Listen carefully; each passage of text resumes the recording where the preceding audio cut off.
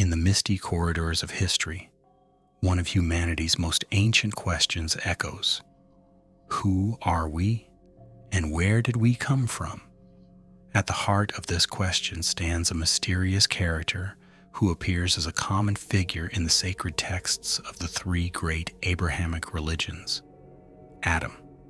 For generations, we've been taught that he was a single individual, the ancestor of all humanity. But what if this story is merely the surface?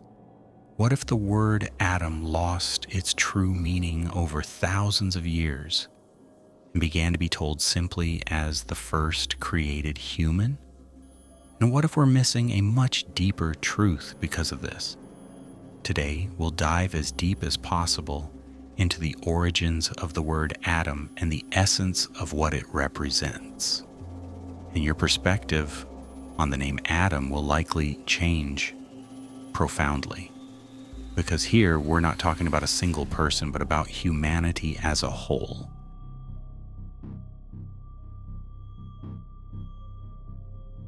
The story told for hundreds of years is extremely simple. God decides to create humans as representatives on earth. The Quran tells us about the creation of humanity. In some verses from clay, in others from water, in others from a drop. You'll find similar narratives in other Abrahamic religions, and even in more ancient civilizations like Sumer and India. But the common thread never changes. The word we know today as Adam always appears somehow, one way or another. In this video, we won't question the existence or non-existence of this concept. Since there's a reality of humanity, it must have an origin. Whether you say God's created humans or evolutionary leaps occurred, that's your personal choice. That's not today's topic. Today we'll investigate the depth behind the word itself, especially in the story that's told in a more simplified way nowadays, because that's where the real excitement begins. When we hear the name Adam, we typically think of a single person, the first human. But what if Adam actually represents a symbol of the entire human species rather than a single individual? This is where our journey begins. The truth, hidden in Hebrew. The root of the word Adam already begins to give us clues.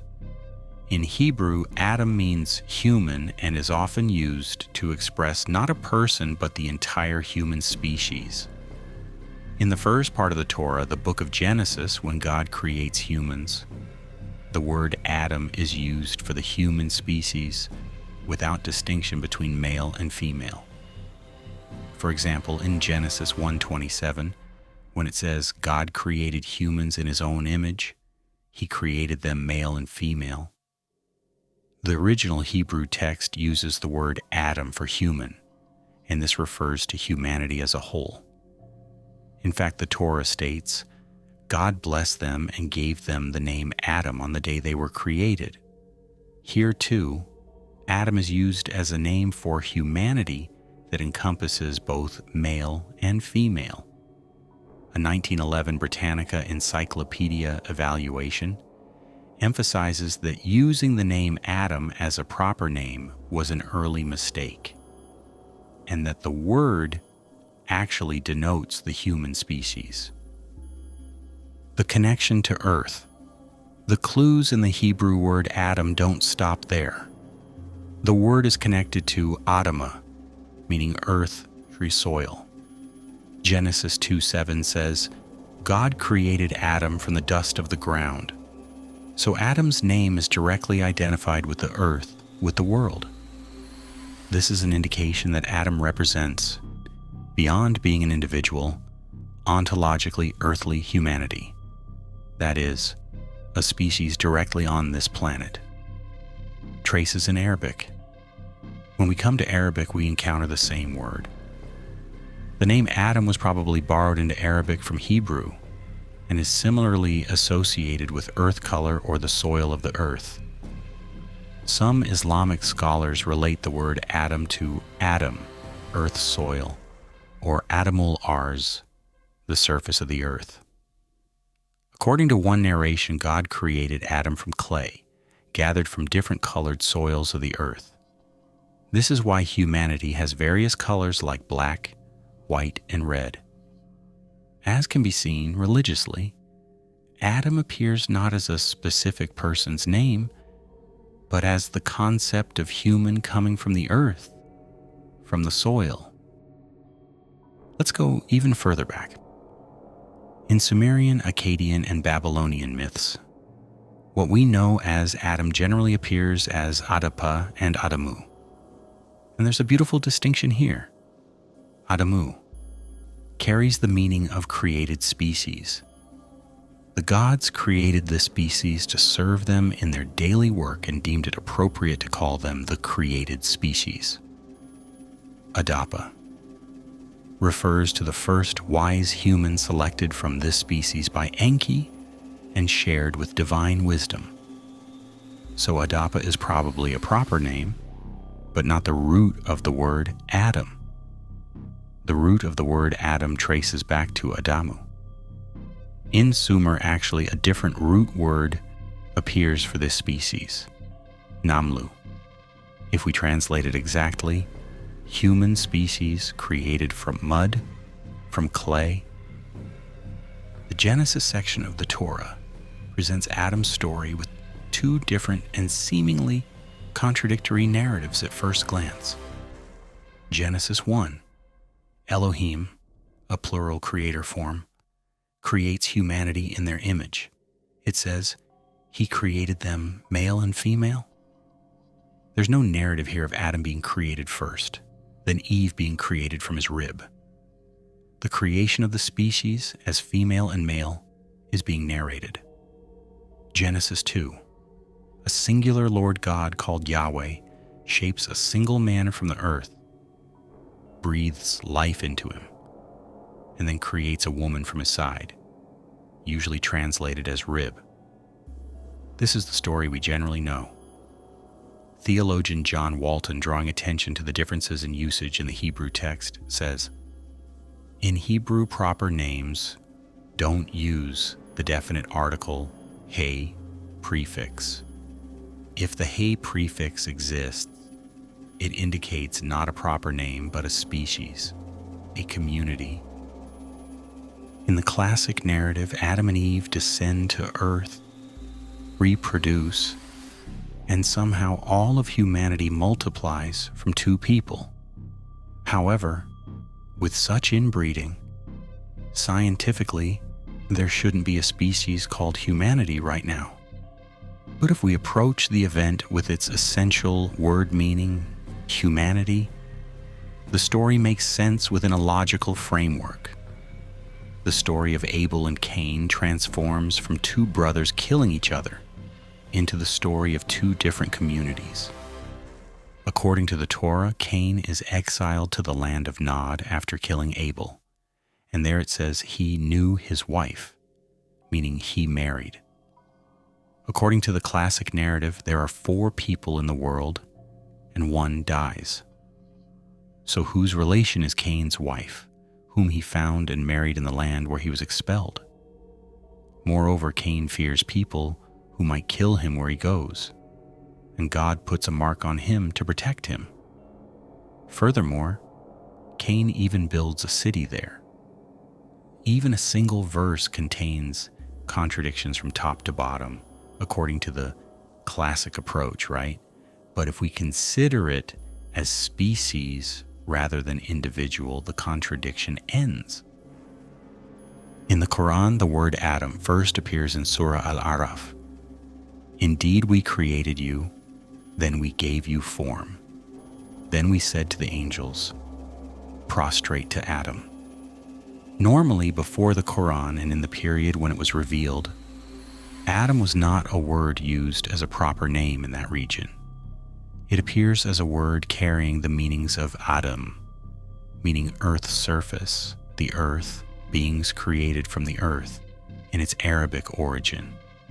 The absence of Eve, A surprising fact: the word Eve does not appear in the Quran.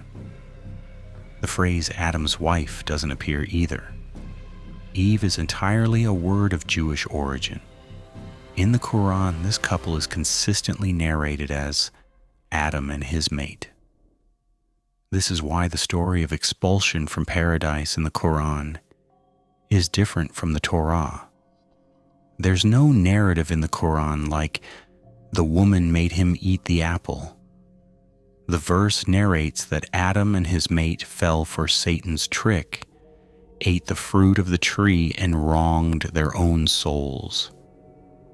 No distinction is made between woman and man. The secret of the forbidden tree. The word used for the forbidden tree in the Quran is shajara, which carries the meaning of lineage, descendants. You can understand this way that there was a forbidden lineage and that Adam and his mate, that is, humanity, were expelled because they had relations with that forbidden lineage, and God said, "Now descend to earth as enemies to one another." In fact, according to the narrative, Satan even says, if you approach that tree, that is, that lineage, you will become like angels, you will become wise. Do you think this whole narrative emerged because they ate a watery red fruit, or because of the human species mixing with a forbidden different species? If you view the Quran as part of the development of the history of religions, you encounter the possibility that it combines and narrates stories from ancient Mesopotamian religions. Quran. God taught Adam all the names. Sumerian text, thousands of years earlier. Enki gave sacred knowledge to Adapa. Quran. Indeed, we created man from dry clay, from molded mud. Sumerian text. Goddess Ninursag kneads the clay mud. With Enki's wisdom, the first human is shaped. Quran. When your Lord said to the angels, I will create a representative on earth. Sumerian text. The first wise one sat on Eridu's throne. Adapa, chosen by Enki, became the people's guide. Researchers like Samuel Kramer, Thorkild Jacobson, and Jean Bottero claim that these narratives in the Torah, Bible, and Quran actually are based on Sumerian legends. The word Adam, from whichever religion or perspective we approach the matter, points to a much deeper truth rather than the story of two people expelled from paradise for eating an apple with his wife and creating all the humans in the world. The creation of a species specifically for planet Earth, calling this species children of Adam, that is, children of man. And then the beginning of our story on this world. Etymologically too, whether Arabic, Hebrew, Akkadian, Babylonian, or Sumerian, it makes logical sense, fitting perfectly with the story being told. And the matter becomes scientifically and logically framed as well. There's no argument here about wrong or right, lie or truth. Here there's either taking a narrative symbolically and not going into details, or approaching it etymologically with the concern of better understanding the message in the books and history through the word's essential meaning. Adam is not a person, it is the name of humanity as a whole. Let's meet in the comments. We're curious about your thoughts. And remember, some doors, once opened, cannot be closed again. Some knowledge should not be learned. Some names should never be spoken.